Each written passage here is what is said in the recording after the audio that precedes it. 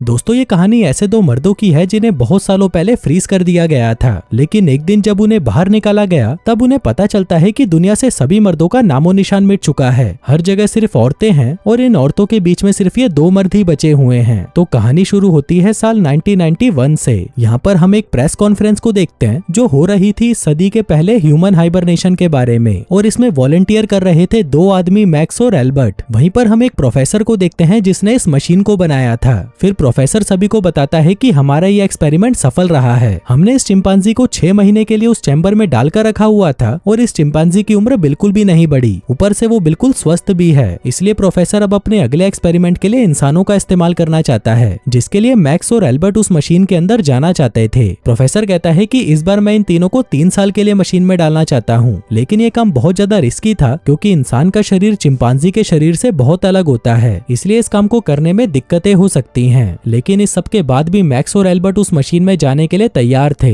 आगे उस मशीन को चालू किया जाता है और मैक्स और एल्बर्ट को मशीन के अंदर डाल दिया जाता है। अब धीरे धीरे वक्त बीतता है और देखते ही देखते 50 साल बीत जाते हैं। आगे उस मशीन को खोला जाता है और मैक्स और एल्बर्ट को बाहर निकाला जाता है। उनके बाहर आते ही हम देखते हैं कि इन दोनों की उम्र थोड़ी भी नहीं बढ़ी। जिस उम्र के अंदर ये दोनों मशीन के अंदर गए थे अभी भी उनकी उम्र उतनी ही है। अब इन्हें भूख लगी थी तो 3 लड़कियां इनके लिए खाना लेकर आती हैं। वहीं इतने सालों से इन दोनों ने कुछ खाया नहीं था तो ये दोनों खाने का स्वाद भी भूल चुके थे। आगे मैक्स कहता है कि मैंने मशीन के अंदर एक शराब की बोतल और कुछ सिगरेट छुपा कर रखी थी और अब उनको बाहर निकालने का समय आ चुका है। जिसके बाद वो सारा सामान बाहर निकालता है और वो दोनों वहीं पर सिगरेट जलाकर पीने लगते हैं। लेकिन जैसे ही वहाँ पर धुआं फैलता है हर जगह पर अलार्म बजने लग जाते हैं और सबको लगने लगता है कि यहाँ पर कुछ तो गड़बड़ चल रही है। तभी वहाँ पर 2 औरतें आती हैं और आग को बुझाने लगती हैं। थोड़ी देर बाद वहाँ पर डॉक्टर ब्लॉन्ड नाम की एक औरत आती है और उन्हें बताने लगती है कि प्रोफेसर अब मर चुके हैं। अब ये सुनते ही वो दोनों हैरान हो जाते हैं। डॉक्टर ब्लॉन्ड कहती है कि यहाँ पर एक महायुद्ध हुआ था और उस युद्ध में कुछ ऐसा हुआ कि धरती से सारे मर्द मारे गए। अब धरती पर सिर्फ औरतें ही बची हैं और तुम लोग भी इसलिए बच गए क्योंकि तुम इस मशीन के अंदर थे।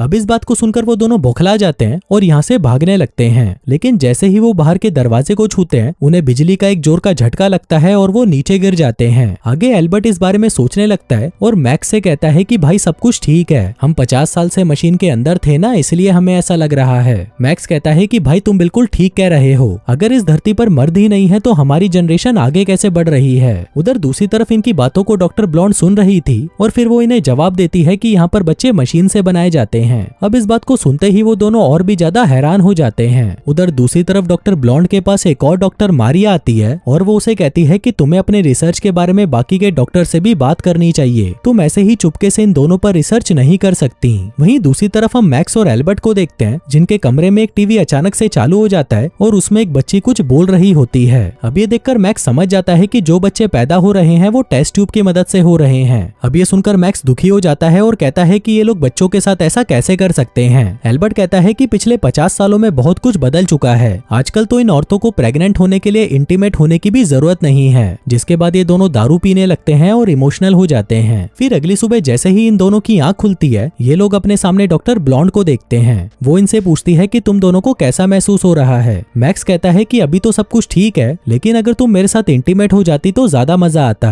अब ये सुनते ही डॉक्टर ब्लॉन्ड गुस्सा हो जाती है और उसे उठाकर नीचे पटक देती है। वहीं ये सब देखकर एल्बर्ट मैक्स से कहता है कि भाई इन औरतों को इंटीमेट होने के बारे में कुछ नहीं पता, इसलिए तू इनसे ऐसी वैसी कोई बात मत कर। फिर थोड़ी देर बाद डॉक्टर ब्लॉन्ड कुछ गार्ड्स को अपने साथ लेकर आती है और उन दोनों को बताने लगती है कि पूरी दुनिया में रेडिएशन फैल चुका है और अगर कोई भी इंसान बाहर जाता है तो रेडिएशन से उसकी मौत हो जाती है। वो बताती है कि हमारे पास एक जानवर था जिसकी रेडिएशन की वजह से मौत हो गई। आगे ये दोनों जाकर सारे जानवरों को चेक करने लगते हैं और तभी वहाँ पर इनकी लीडर आ जाती है, जिसको देखकर मैक्स हैरान हो जाता है और उससे बात करने लगता है। वो उससे उसकी उम्र पूछता है पर तभी वहाँ पर एक औरत उनसे कहती है कि तुमको पता है कि तुम्हारी उम्र क्या है, तुम दोनों 86 साल के हो। लेकिन मैक्स को इन बातों से कोई फर्क नहीं पड़ता और वो लीडर के पास जाने लगता है। लेकिन तभी सारे गार्ड्स मैक्स को दबोच लेते हैं और उसे मारने लगते हैं। पर तभी पीछे से लीडर उन्हें कहती है कि इसको छोड़ दो। आगे मैक्स उनसे कहता है कि तुम लोग हमसे झूठ क्यों बोल रहे हो, यहाँ पर क्या हुआ था और सारे मर्द कहाँ चले गए। तभी लीडर उन्हें कहती है कि ये सारी गलती प्रोफेसर की है, उन्होंने एक ऐसी मशीन बनाई जिससे मर्दों की उम्र ना बढ़े, लेकिन बाद में उसी मशीन ने उन सभी मर्दों की जान भी ले ली। अब ये सुनते ही एल्बर्ट कहता है कि ऐसा कैसे हो सकता है, हम लोग तो अभी भी जिंदा हैं और अगर तुम लोग चाहो तो हम दोनों आपकी मदद कर सकते हैं, आप लोग हमारे साथ इंटीमेट होकर बच्चा पैदा कर सकते हो। लेकिन ये बात सुनते ही लीडर गुस्सा हो जाती है। इसी दौरान उसकी नजर एक सेब के पेड़ पर पड़ती है, जिस पर थोड़ी देर पहले तक तो 2 सेब लटके हुए थे, लेकिन ये दोनों गधे उसे तोड़कर खा गए। अब ये देखकर लीडर उन्हें कहती है कि तुम्हें पता है ना बाइबल में क्या हुआ था, इन्हीं सेब की वजह से सारा बवाल हुआ था और ये बवाल तुम लोग वापस शुरू करना चाहते हो। जिसके बाद लीडर उन दोनों को कुत्ते की तरह मारकर उन्हें वापस कमरे में बंद करवा देती है। अब मैक्स यहाँ पर रोने लग जाता है क्योंकि उसने पहली बार किसी औरत से मार खाई थी, पर इस पर एल्बर्ट उसे समझाने लगता है कि भाई तू चिंता मत कर, हम लोग जल्दी ही यहाँ से निकल जाएंगे और मुझे पूरा भरोसा है कि यहाँ के बाहर भी एक दुनिया है। उधर दूसरी तरफ हम डॉक्टर ब्लॉन्ड को देखते हैं जो कि सोच रही होती है कि इंटीमेट होना कैसा होता है। अब इसका पता लगाने के लिए वो सबसे ज्यादा उम्र वाली एक औरत के पास जाती है और उससे पूछती है कि इंटीमेट होना कैसा होता है। इस पर वो औरत कहती है कि जब दो लोग एक दूसरे से प्यार करते हैं तो वो दोनों एक दूसरे के अंदर घुस जाते हैं और इसे ही इंटीमेट होना कहते हैं और ये करके तुम बच्चा भी पैदा कर सकती हो। आगे वो उससे पूछती है कि तुम लोग उन दोनों के साथ क्या करने वाले हो, जिस पर वो कहती है कि हम उन दोनों को भी औरत बनाने वाले हैं। बुढ़िया कहती है कि फिर तो ये उनके लिए मौत से भी बड़ी सजा होगी। आगे उन दोनों मर्दों को पकड़कर लैब में लाया जाता है जहाँ वो देखते हैं कि यहाँ पर औरतों का ब्रेन वॉश किया जाता है और उन्हें मर्दों के बारे में सारी गलत बातें बताई जाती हैं कि कैसे पहले मर्द औरतों को टॉर्चर किया करते थे।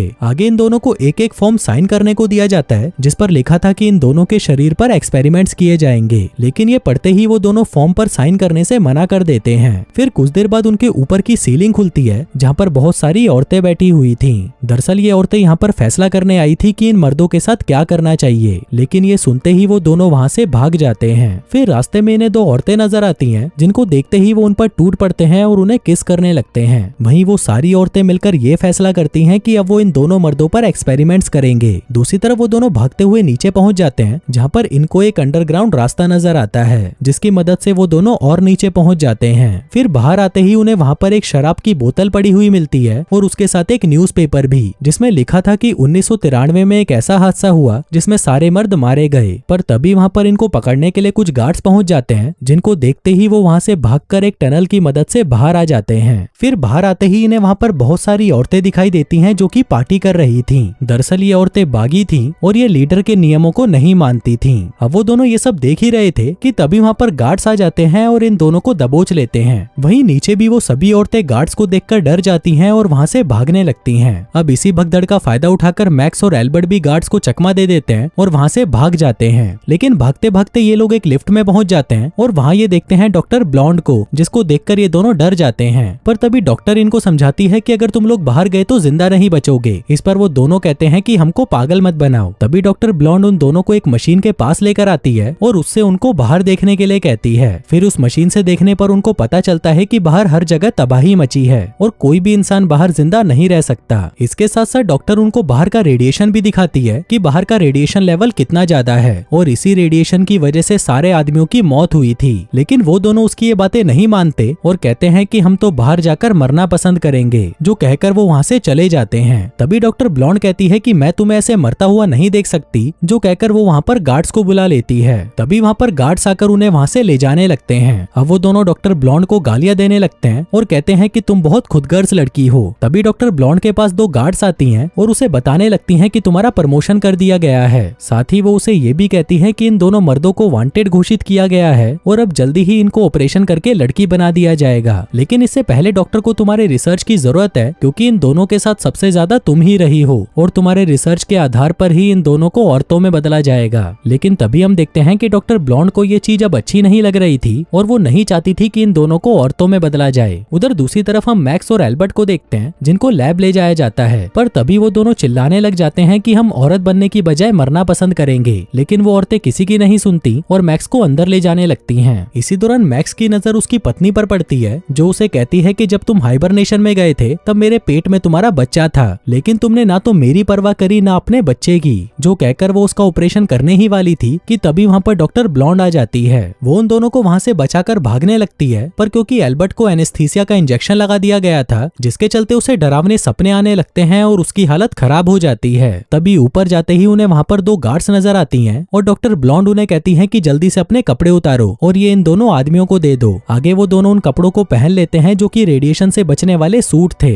जिसके बाद वो उन दोनों को बाहर निकालने की कोशिश करती है, लेकिन उससे मेन गेट नहीं खुलता। डॉक्टर ब्लॉन्ड गार्ड से पूछती है कि ये खुल क्यों नहीं रहा, जिस पर वो दोनों कहती है कि इसका पासवर्ड है जो सिर्फ हमारी लीडर को ही पता है। अब ये देखकर मैक्स को गुस्सा आ जाता है और वो उन्हें गालियां देने देने लगती हैं। पर तभी अचानक वो देखती है कि वो दरवाजा खुल गया है, जिसका मतलब था कि दरवाजे का पासवर्ड गाली था। अब डॉक्टर उन दोनों को अकेले बाहर नहीं भेजना चाहती थी, इसलिए वो डिसाइड करती है कि वो भी उन दोनों के साथ जाएगी। जिसके बाद वो भी रेडिएशन से बचने वाला सूट पहनती है और वो तीनों ऊपर चले जाते हैं। फिर ऊपर जाकर वो देखते हैं कि हर तरफ तबाही मची हुई है और सब कुछ बर्बाद हो चुका है। लेकिन मैक्स जैसे ही आगे बढ़ता है वो एक पर्दे से जाकर टकरा जाता है, जिसके बाद वो एक चाकू निकालता है और उस पर्दे को काट देता है। आगे वो सब उस पर्दे से बाहर निकलते हैं और देखते हैं कि बाहर तो सब कुछ नॉर्मल है और अब तक ये लोग जो भी देख रहे थे वो सब एक नाटक था। फिर ये लोग चारों तरफ घूमने लगते हैं, जिस दौरान उन्हें एक बीच नजर आता है, जिसको देखकर ये बहुत खुश हो जाते हैं। लेकिन फिर थोड़ी देर बाद उन सभी की ऑक्सीजन कम होने लगती है। पर तभी मैक्स अपना सूट उतार देता है और देखता है कि यहाँ पर तो कोई भी रेडिएशन नहीं है। दरअसल वो लीडर इनको बेवकूफ बना रही थी और इनके साथ साथ बाकी की औरतें भी उसकी बातों में आ गई थीं। फिर थोड़ा और आगे बढ़ने पर इन्हें एक बड़ा सा घर दिखाई देता है और ये लोग उस घर के अंदर चले जाते हैं, जहाँ पर इन्हें बहुत सारा खाना मिलता है। फिर कुछ देर बाद वहाँ पर एमा आती है और उन्हें कहती है कि तुम लोगों को गिरफ्तार किया जाता है। पर इसी दौरान उसके सूट में ऑक्सीजन खत्म होने लगती है और वो वहीं पर बेहोश होकर गिर जाती है।